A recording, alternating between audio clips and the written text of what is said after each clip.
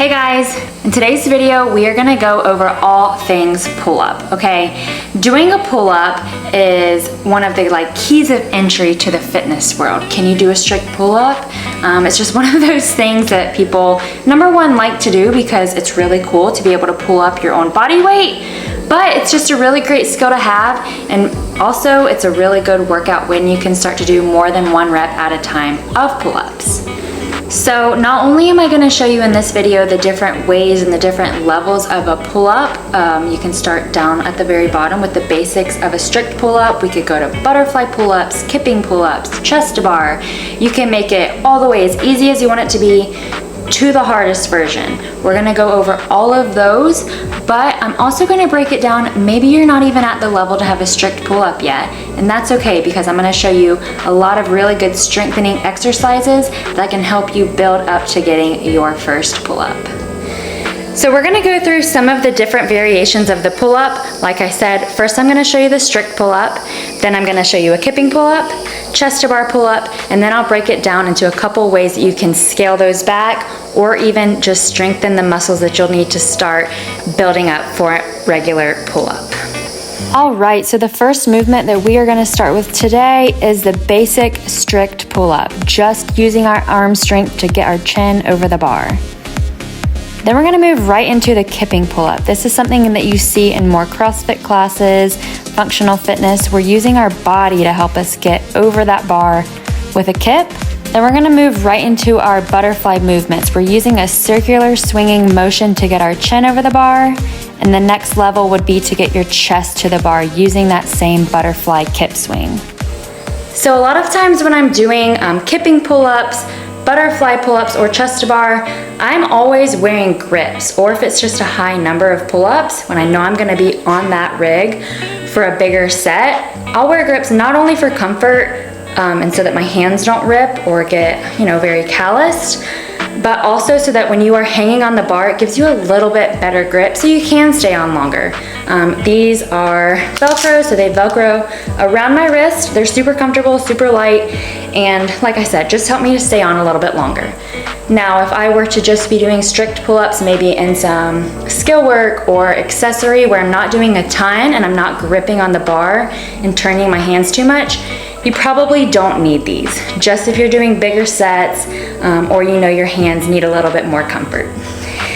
Okay, so now that we have covered some of the different variations of pull-ups that you can do, now I'm gonna cover the basics. I'm gonna cover some of the strengthening movements that you can do if you don't quite have a pull-up just yet. Maybe you do, but you wanna be able to do bigger sets.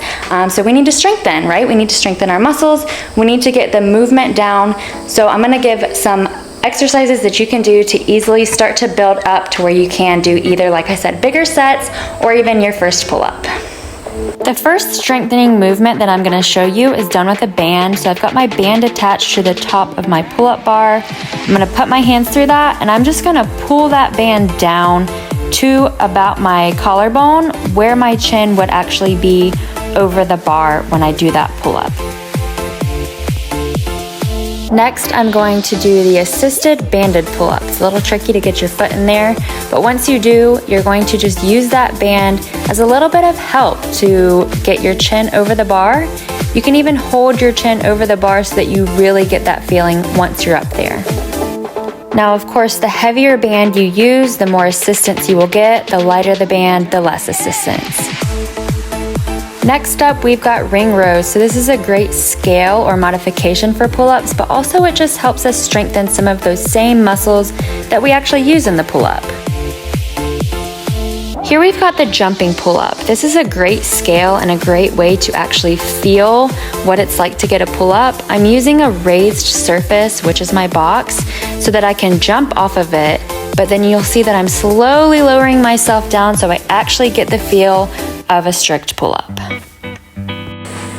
So those are just some of the strengthening exercises that you can start to implement in your workout routine if you are looking to build confidence within the pull-up or even just strengthen up so that you can get your very first one.